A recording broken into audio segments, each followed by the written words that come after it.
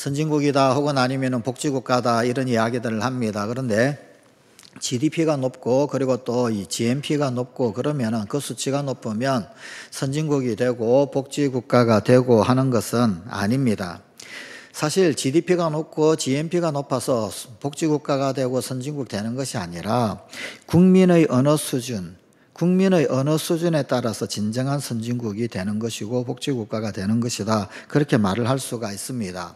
여러분, 언어가 거칠면은요, 그 사회가 병이 듭니다. 그러니 아무리 수치적으로 높은 GNP, GDP를 가지고 있다 한다 할지라도 거친 언어로 말미암아서 병든 사회가 되어 있다라고 그런다면은 그 사회가 살기 좋은 사회다, 복지사회다, 혹은 아니면은 선진국이다. 그렇게 이야기하기가 참 곤란할 것입니다. 언어가 아름다워져야지 행복한 그리고 또 살만한 사회, 세상이 됩니다. 그런데 서구 사람들은 보면은 참 생명의 언어를 많이 쓰는 반면에 이 우리나라 사람들은 반대로 참 죽음의 언어를 참 많이 사용하는 것 같습니다. 영화를 본다든지 드라마를 본다든지 하면은요, 여러분 이 서구 사회 사람들은요, I'm happy 이런 말 많이 써요. 나 행복해요. 평소에 삶의 어떤 여러 상황들, 형편들, 어떤 이벤트들, 사건들 있을 때마다 I'm happy 이런 말 많이 사용을 합니다. 그런데 가만히 보면 우리나라 사람들, 우리나라 드라마나 우리나라 영화 볼 때 나 행복하다 이 말 언제 하는가요? 사랑하는 님의 품에 안겨서 마지막 숨을 거둘 때 나 행복했어요. 그리고는 꼴까당. 야, 웬만해가지고는 평소의 삶 가운데는 나는 행복하다 이런 말 잘 하지를 않아요. 나는 기뻐요 이런 말 하지를 않아요. 그래도 안 하면 섭섭한지 마지막 죽기 전에 그 행복한 정말 평생을 함께 살았던 님의 품에서 그래도 행복했어. 그래도 그 한마디 하고 그리고는 죽고 그러잖아요. 그죠? 예. 이 서구 사회는 늘 생명의 언어를 참 많이 하는데 이 반대로 우리는 그런 말을 많이 하지 못하는 것 같습니다. 오히려 죽음의 언어를 참 많이 사용하여서 다른 사람들에게 마음의 상처를 남기는 경우가 참 많이 있습니다. 그 이유 왜 그럴까? 한 두 가지 정도 그 이유를 한번 살펴볼 수 있을 것 같습니다. 하나는 문화의 차이입니다. 여러분, 서구 문화는요, 그래도 수천 년 동안 그 문화의 근간 바탕이 되어진 것이 기독교 문화입니다. 싫든 좋든 어쨌든 간에 기독교 문화가 그 바탕이 되어져 있었습니다. 그런데 우리는 유교 문화의 바탕 위에서 수천 년을 살아왔지요. 여러분, 기독교 문화는요, 내 이웃을 내 몸과 같이 사랑하라 라고 하는 성경 말씀을 주축으로 대인관계가 형성이 되어집니다. 인간관계, 사람과의 그 관계 형성 가운데서 기본적으로 깔려있는 바탕이 뭐냐면은 내 이웃을 내 몸과 같이 사랑하라. 아주 그냥 귀에 못이 박히도록 그렇게 듣고 교육받고 그런 상황인 거예요. 자, 그러다 보게 되니까요, 이웃을 중시하는 그런 문화가 형성될 수밖에 없습니다. 존중이 필요합니다. 서로와 서로의 관계 가운데서 암묵적으로 이웃을 내 몸과 같이 사랑하라라고 하는 율례, 계명이 있으니까 사람을 대할 때 존중이 밑바탕이 되어져 있어요. 그래서 여러분, 영어의 격언 가운데서 이런 말도 있잖아요. Manners make men. 예. 매너, 다시 말하면 예의가, 범절이 사람을 만든다라는 거예요. 매너가 사람을 만든다라는 겁니다. 그래서 사람과 사람 사이에 그 매너가 참 중요한 거예요. 예의가 중요하고 상대방을 존중하는 어떤 태도가 참 중요한 겁니다. 여러분, 이게 틀어진다 그러면은요, 상종 못할 사람이 되어버리는 거죠. 만나는 한 사람 한 사람 중요시 됩니다. 또 그래서 다른 사람을 먼저 생각하는 상대방의 입장 가운데서 생각하게 되어지는 그런 문화가 기본적으로 깔려져 있습니다. 기독교 문화는 만나는 사람들과 또 말을 하면서 그렇게 인간관계를 맺기 때문에 언어에 마음을 쓰게 됩니다. 상대의 기분 혹은 상대의 마음을 상하지 않게 하는 말, 기쁨을 주고 소망을 주는 말들 찾게 되었습니다. 하지만 우리 유교 문화권 같은 경우에는요, 이게 은근히 여러분 이 계층 문화입니다. 윗사람과 아랫사람이 철저하게 구분이 되어져 있죠. 그죠? 그래서 윗사람을 아주 존대해야 됩니다. 또 그래서 자연적으로 권위를 중시하는 그런 문화가 되어 있습니다. 그래서 여러분, 군사부 일체, 임금, 서성 부모님이 하나고 아주 극진히 모셔야 할 분, 또 어른 혹은 아니면 높은 사람들 중시합니다. 귀한 거예요. 좋은 거예요. 이게 나쁜 거 아니에요. 참 소중한 정신적 유산입니다. 그런데 문제는 뭐냐면은 이것이 오로지 윗사람에게만 집중이 되어져 있더라라는 겁니다. 그러다 보니까 알게 모르게 계급사회가 되어집니다. 그래서 매 순간 만나는 이웃, 그리고 늘 주변에 있는, 늘 가까이에 있는, 곁에 있는 이런 사람들, 여기에 대해서는 별로 그렇게 마음을 쓰지 않아도 됩니다. 여러분, 뭐 임금이다, 혹은 아니면 스승이다, 뭐 이런 분들, 혹은 아니면 양반님이다, 뭐 이러면은 아주 그냥 극존칭을 사용을 해요. 예.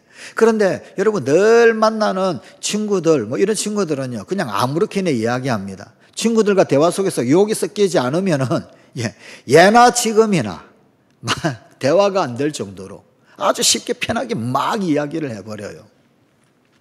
여러분, 이 항상 어른 상전만 생각을 하여서 예를 갖추고 존칭을 쓰면 되었어요. 그러니까요, 세상이 우리나라 말처럼 극존칭, 존칭이 이 발전되어져 있는 언어 없습니다. 일본도 이 정도가 아니고 중국도 이 정도가 아니에요. 우리나라처럼 존칭, 극존칭, 극도로 구분되어져 가지고 이 말이 발달되어져 있는 전 세계 어느 나라도 없어요. 우리나라가 아주 그냥 독보적입니다. 좋은 거예요. 아주 귀한 거예요. 참 귀한 겁니다. 자, 그런데 존칭어는 잘 발달되었지만 평소에 만나는 사람들에 대한 그 언어는 그렇게 발달되지를 않았습니다. 동료 혹은 아니면은요, 아랫 사람들을 대하는 말 더더욱 그러합니다. 문화의 차이. 두 번째 생각해 볼 수 있는 것이 뭐냐면 침략과 억압의 시야 때문입니다. 5,000년 역사 가운데서 매 40년마다 난리를 겪었어요. 전쟁을 겪었어요. 얼마나 참 암울한 그런 어떤 세월들을 보내었습니까? 수천 년 동안 그렇게 외침을 당했습니다.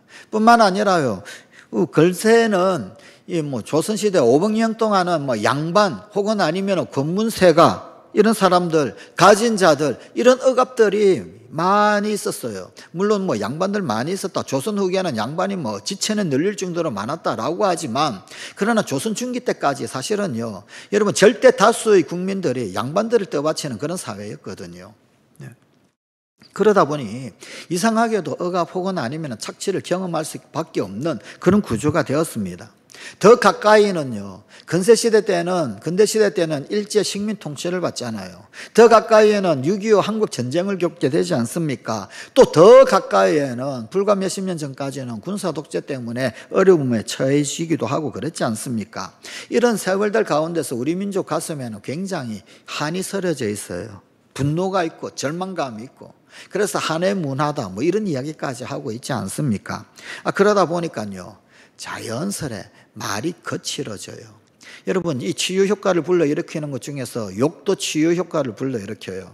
그래서 상담학, 우리 기독교 상담학은 인정하지를 않습니다만, 그러나 일반 상담학 가운데 또 가까이에는 가톨릭만 하더라도 소위 이 상담, 이 심리 치료 가운데서 욕 테라피가 있어요. 욕을 하게 만들어요.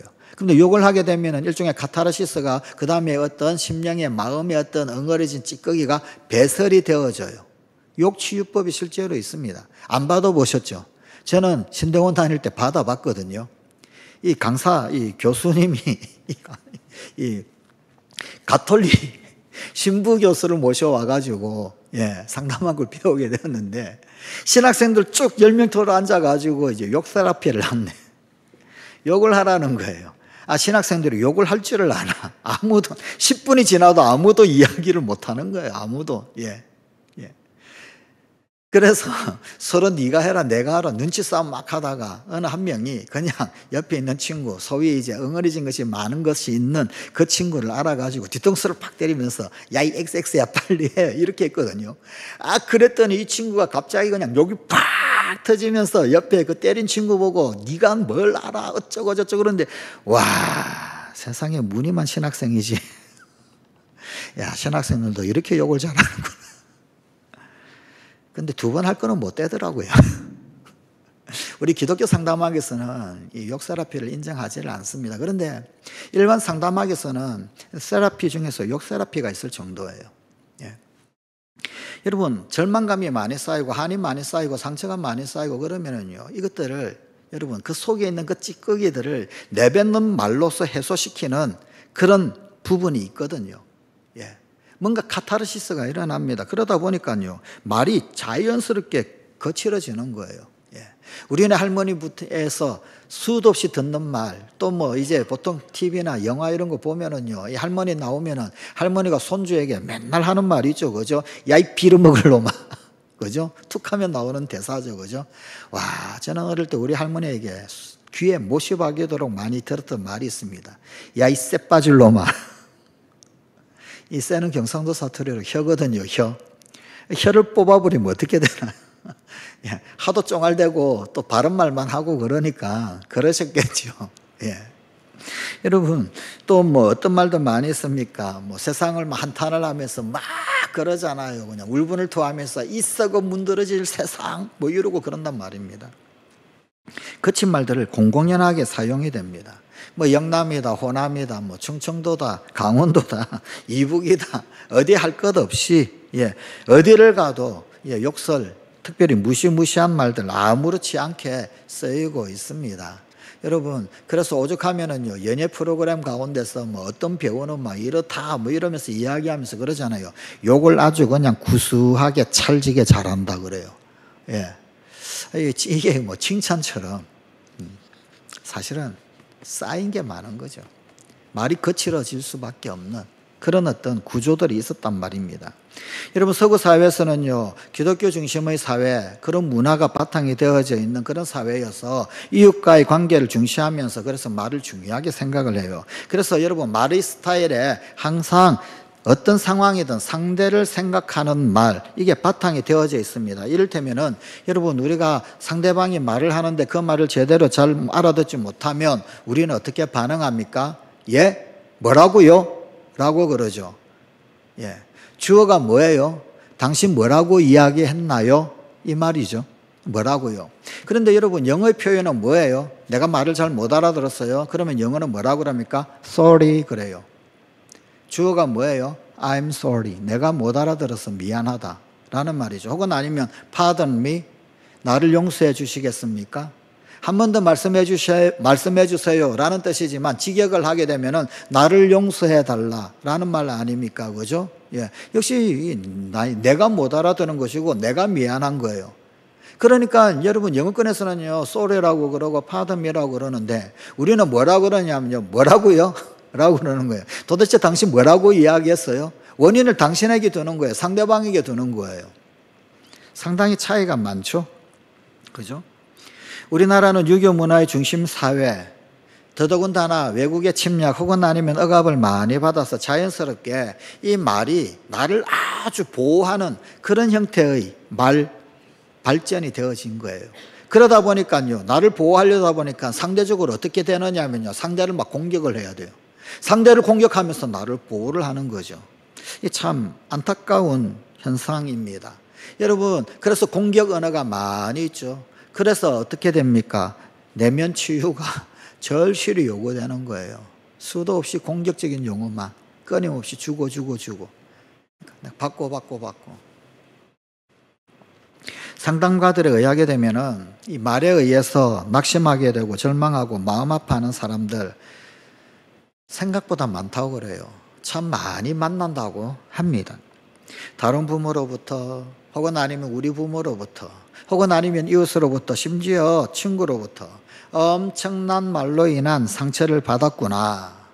내 인생에 기쁨과 소망을 주는 말을 해주는 사람이 별로 없었구나. 그리고 지금도 나에게 행복을 주는 말보다 상처를 주고 절망을 주는 말, 그런 사람들의 말이 훨씬 더 많구나. 이런 생각을 하면서 절망스러워하는 사람들 많다고 합니다. 그러나 분명히 알아야 할 것, 그것은 기쁨을 주고 행복하게 하는 말을 듣고자 원하는 사람이라면 반드시 안타깝게도 절망의 늪에 빠진다라는 겁니다. 기쁨의 말을 해줄 사람을 찾는데, 나에게 행복을 줄 말을 듣고 싶어 하는데, 그런 사람 찾는데 그렇게 집착하고 찾으면 찾을수록 오히려 절망의 늪에 빠진다. 와, 이게 참 우리네 비극 아닙니까? 우리의 딜레마입니다. 우리가 원하는 만큼, 받으려고 하는 만큼, 들으려고 하는 만큼 갈망하면 갈망할수록 더 불행해지더라. 이거 어떻게 해야 합니까? 왜 그럴까요? 내가 원하는 만큼 행복하게 하는 말을 나에게 해줄 사람이 없기 때문입니다. 아무리 찾아보십시오. 내가 원하는 만큼 나에게 행복을 주는 말을 해주는 사람 있는지 찾아보십시오. 없어요. 없단 말이죠. 그러니까 갈망하면 갈망할수록 절망의 늪에 빠지게 됩니다. 남편으로부터 사랑한다는 말 듣고 싶어요. 그런데 직장일로 피곤한 남편, 침대에 쓰러지기가 바쁩니다. 어머니로부터 위로받고 싶은데, 그런데 어머니가 너무 노쇠하셔서요. 어머니에게 위로받는 게 아니라 내가 어머니를 위로해야 합니다. 아무리 주위를 둘러봐도 나를 만족시켜줄 그런 말을 해줄 사람이 없다란 말입니다. 세상을 보아도 나를 행복하게 해주는 말보다도 상처 주는 말이 훨씬 더 많습니다.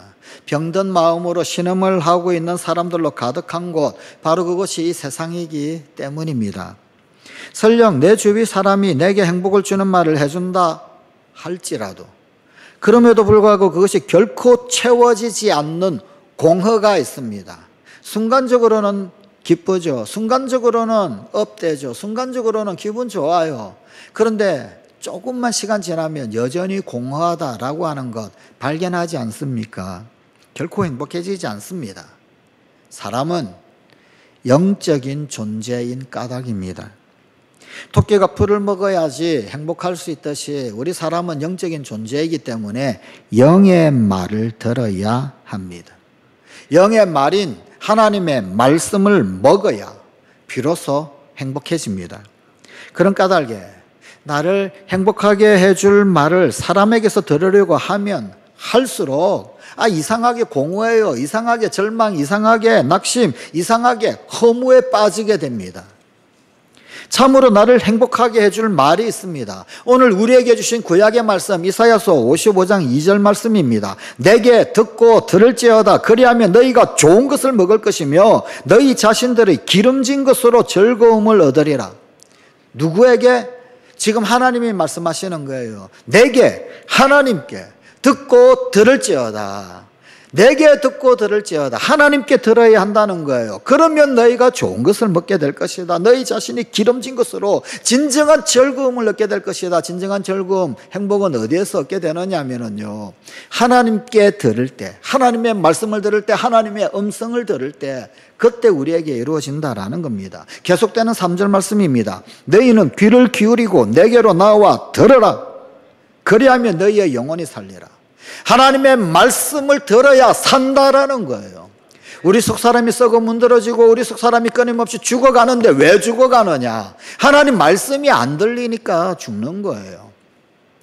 나를 살려줄 말, 나를 행복하게 해줄 말, 나를 기쁘게 해줄 말 끊임없이 듣지만 순간적으로 기분 좋을지 모르지만 결국은 허무하고 공허해진단 말이에요.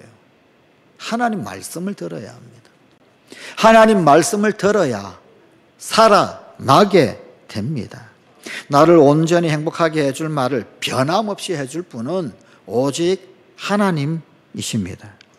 오직 나를 행복하게 해줄 수 있는 그 하나님께 그 말을 들으려고 해야지.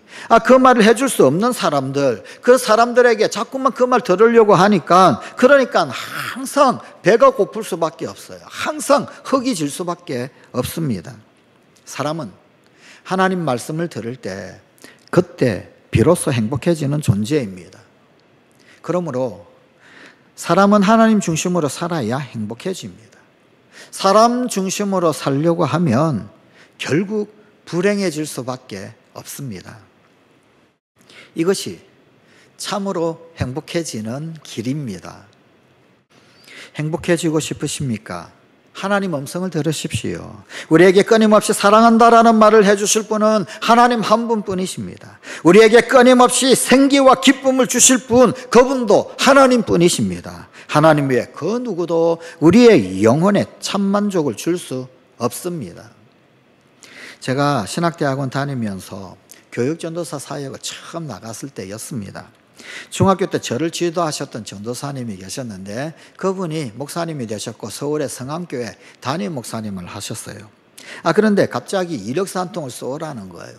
뭐 아무런 준비도 계획도 없었는데 그것도 주일날 아침에 갑작스레 전화가 와가지고 이력서 써서 들고 오라는 거예요. 얼떨결에 들고 갔습니다. 그 목사님 교회에서 예배를 드렸어요. 저는 그래도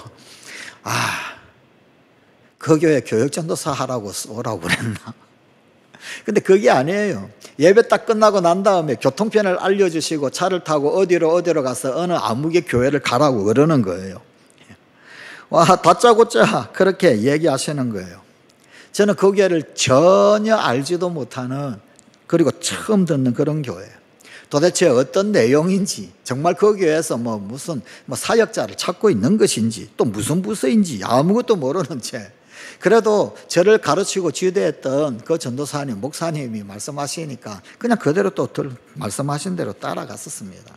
그런데 버스 승강장에서 딱 내렸어요. 내린 순간에 아주 굉장히 낯선 풍경, 굉장히 낯선 그림이 눈앞에 쫙 펼쳐지는 거예요. 소위 말로만 듣던 뚝방마을. 말로만 듣던 뚝방마을이 쫙 펼쳐지는 겁니다. 집의 벽은 나무 합판, 거기에다가 스티로폴 덧대고 비닐로 덧입고 지붕도 그렇게 해놓고, 그래도 날아가지 말라고 타이어에다가 밧줄 묶어가지고 이리저리 엮어가지고 그렇게 집을 해놓았던. 바닥은요, 바닥이 정말 알록달록하고 아름다운 길바닥이더라고요. 도대체 어디에서 구해왔는지 그냥 여기저기 있는 모든 블로블록, 폐블로블록은 전부 다 끄집어 모아가지고 그렇게 바닥을 깔아놨어요. 그러니까 예쁘긴 하더라고요.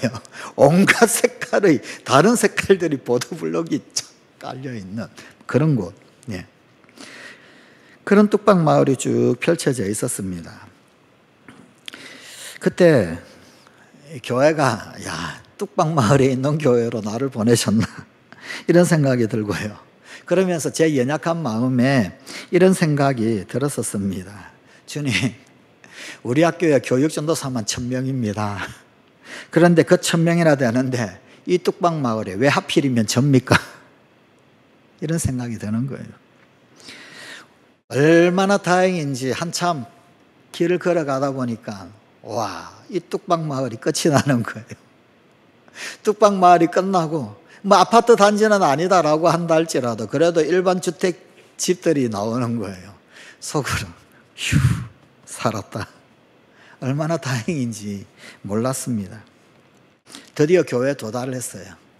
교회 문이요, 이 진짜 TV나 영화에 나오는 문, 이제 미닫이 문, 여닫이 문, 밀면은 삑, 놓으면은요, 덜컹덜컹덜컹, 끽끽끽끽 하는 그런 문, 그런 문이었었어요. 그런 교회, 그런 소리가 나는 상태였지만 그래도 속으로는 얼마나 감사했는지 모릅니다. 다행이라고 생각을 했습니다. 속으로냐, 그래도 뚝방 마을은 벗어났구나. 영문도 모르고요. 담임 목사님도 못 만나고 그냥 사무실에 그냥 이력서만 주고 왔어요.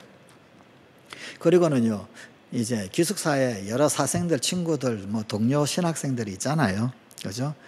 밤에 또 이제 기숙사에 모여서 이런저런 이야기 하지 않습니까? 하는데, 이러이러한 교회에 이력서를 내게 되었다라고 이제 이야기했는데, 돌아오는 말이 이런 내용이었었어요.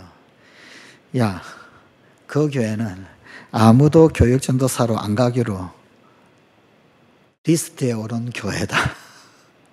기숙사 전체, 이 교회는 아무도 교육전도사 안 간다. 소위 블랙리스트에 오른 교회였었어요. 정말로 제가 이 신대원 3년 다니는 동안에, 3년 동안 교육전도사 하는 동안에 그 학교 학생 중에서 교육전도사 어느 한 명도, 학교 다니고 있는 학생 중에서는 아무도 교육전도사 안 왔어요. 제가 함께 사역 같이 했던 다른 교육전도사들은 다 그 교회 출신들이었어요. 그런데 그 말 딱 들으니까 여러분, 사람 마음이 얼마나 간사한지요. 또 낙심이 확 몰려오는 거예요. 오후 낮을만 하더라도 주님, 다행입니다. 그래도 뚝방은 면했습니다. 그랬는데, 저녁에 이 기숙사생들 동료들 말 듣고는 또다시 이 낙심이 확 밀려오는 거예요. 예. 참 사람이 간사하죠. 그리고는 또 이런 마음이 드는 거예요. 주님, 이 많은 전도사들 중에 왜 하필이면 납니까? 그리고는요, 그 당시에 주기철 기념 기도탑이 있었어요. 주기철 기념 기도탑에 올라갔습니다. 예. 기도했어요. 기도하면서 하소연을 했는데 제 마음에 하나님의 음성이 들렸어요. 마음에 하나님이 응답을 주시는 게, 하나님 뭐라고 제 마음에 말씀을 새겨주시느냐 하면, 내가 너를 사랑하기 때문이다. 내가 너를 사랑하기 때문이다. 하나님, 하고 많은 이 전도사들 중에서 왜 하필 접니까? 그때 하나님이 저에게 들려주셨던, 마음속에 새겨주셨던 음성은 내가 너를 사랑하기 때문이다, 이 말이었습니다. 그걸로 오케이. 그 말을 듣고 난 후부터 어떤 어려움이 와도 감사하게 교회를 섬겼어요. 3년 동안 교육전도사로 있는데 정말 만만치 않은 교회에 있었습니다. 소위 말하는 교회에서 일어날 수 있는 모든 사건 사고는 다 목격했습니다. 산전, 수전, 공중전 다 겪어봤어요. 교육전도사로 있는 기간 동안에 담임 목사님이 3개월 시무 정지를 당하신 적도 있고요. 모든 당회원들, 장로님들이요, 전부 다 한 명도 빠짐없이 올 당회원들 전부 6개월 수찬 정지를 당하기도 하고요.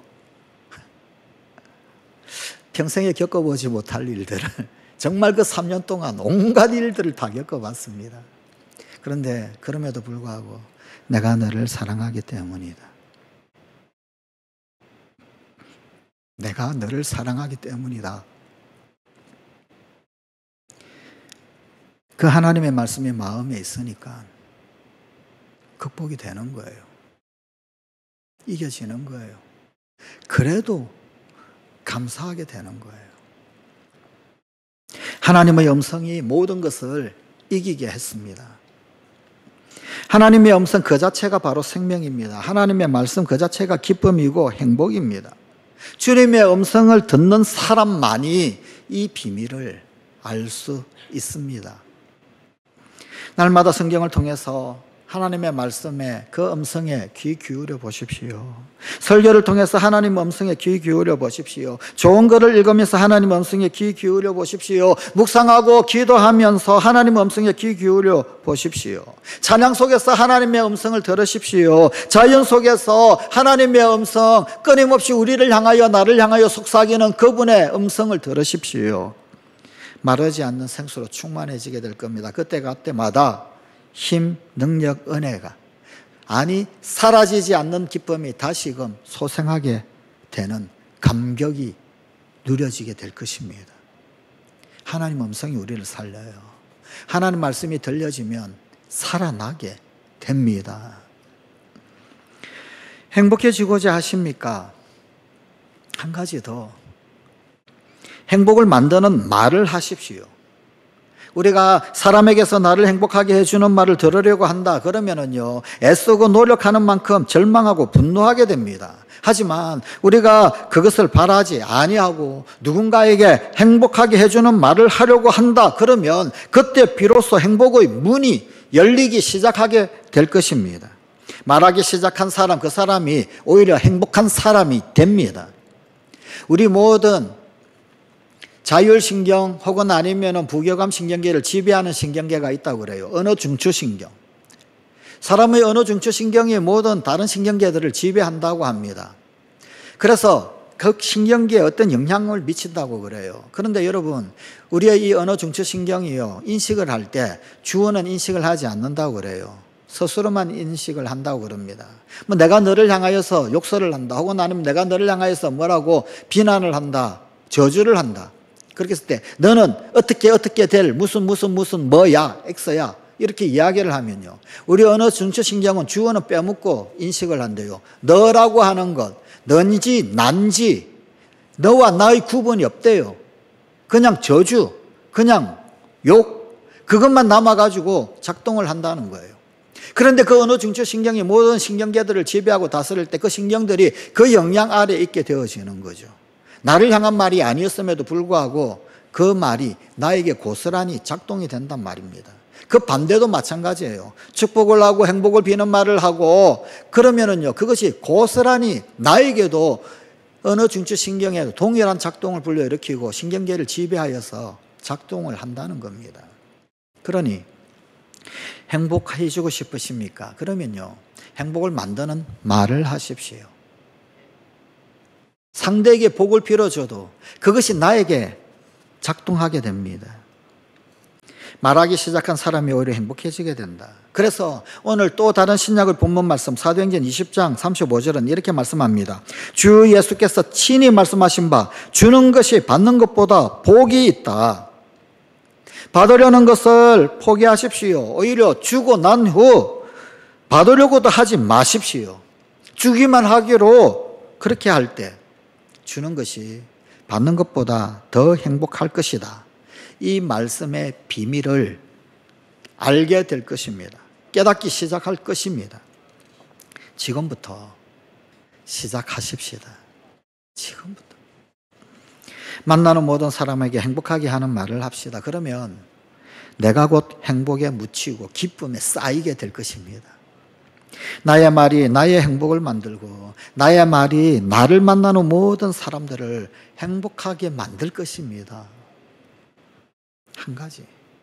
한 가지만 더 행복을 만드는 탁월한 말을 소개합니다. 전쟁으로 한쪽 눈을 잃은 왕이 있었습니다. 초상화를 그리고 싶었는데 화가를 불렀어요. 화가가 그림을 기가 막히게 잘 그리는 실력이 있었습니다. 왕을 아주 잘 그렸어요. 그런데 한쪽 눈은 부리부리하게 잘 그렸는데 나머지 한쪽 눈, 애꾸는 모습 그대로 아주 사실대로 기가 막히게 잘 그렸습니다. 솜씨가 아주 훌륭해요. 그런데 기분이 나빠요. 그래서 이 화가를 그만 내쫓아 버렸습니다. 두 번째 화가를 불렀습니다. 두 번째 화가 역시 실력이 탁월했습니다. 그림을 아주 잘 그렸습니다. 그런데 이 두 번째 화가는 왕의 눈, 두 눈을 부릅뜨고 있는 상한 눈도 살아있는 눈으로 그렇게 그렸어요. 왕의 기분이 아주 좋아졌습니다. 그런데 사실이 아닌 거예요. 진실이 아닌 거예요. 그래서 진실이 아니어서 또 쫓아내버렸습니다. 세 번째 화가를 불렀어요. 왕을 그림을 그렸습니다. 이 화가는 왕이 비전을 품고 저 먼 산을 향하여서 바라보는 모습, 옆 얼굴을 그렸어요. 진취적인 모습, 도전하는 모습, 그런 모습을, 그리고 그 눈으로 저 먼 산을 바라보면서 도전적인 자세, 진취적인 자세를 취하는 모습을 그렸습니다. 왕이 흡족해했어요. 진실이기도 했고 뿐만 아니라 사실에 반하지도 않는 그런 그림이기도 했었고 보기에도 좋았습니다. 이 세 번째 화가에게 상을 주고 칭찬을 했습니다. 성관가족 여러분, 지혜는 뭘까요? 도대체 지혜란 무엇입니까? 지혜는 일처리 방법을 아는 것입니다. 세 번째 화가는 지혜로운 사람입니다. 왕의 마음을 얻고 사실과도 전혀 충돌하지 않는 일처리를 했던 것입니다. 어떤 사람들은 항상 진리를 말합니다. 그런데 항상 상처를 줘요. 진리를 말한답시고 상처가 여기저기 마음을 상하게 만드는 그런 일들이 일어나더란 말입니다. 지혜로운 사람은 아닙니다. 반면에 어떤 사람은 사실이 아닌 것을 가지고 미사오구를 사용해서 말을 합니다. 사람의 환심을 사고 마음을 기쁘게 하려고만 합니다. 그 역시도 지혜로운 사람이 아닙니다. 잠깐은 좋겠지요. 그런데 너도 알고 나도 알고 다 알잖아요. 속으로 거짓말. 요셉이 자기를 노예로 팔아먹은 형들을 만났습니다. 형들은 애굽의 총리가 되어 있는 이 요셉을 보고는 두려움으로 벌벌벌 떨고 있었어요. 그때 요셉이 이렇게 말합니다. 창세기 45장 5절입니다. 당신들이 나를 이곳에 팔았으므로 근심하지 마소서. 한탄하지 마소서. 하나님이 생명을 구원하시려고 나를 당신들 앞서 보내셨나이다. 용서한다는 말이죠.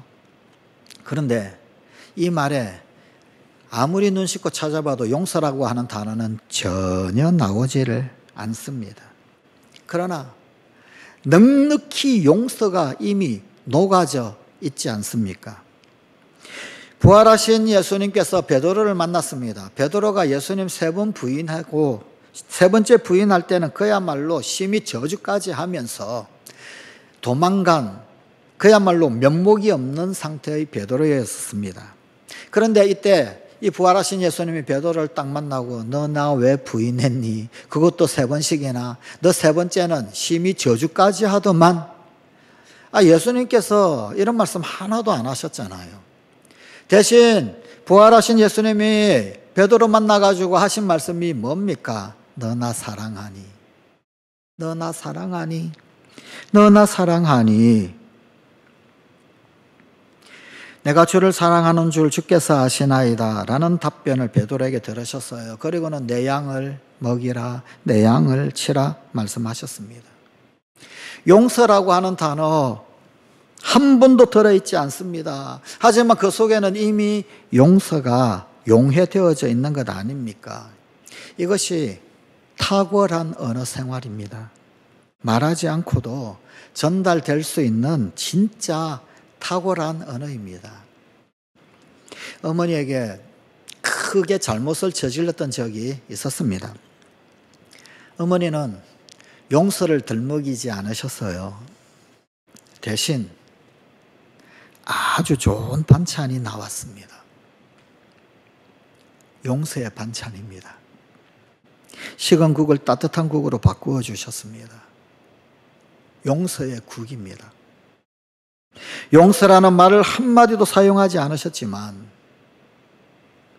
이미 용서가 다 녹아서 전달되었습니다.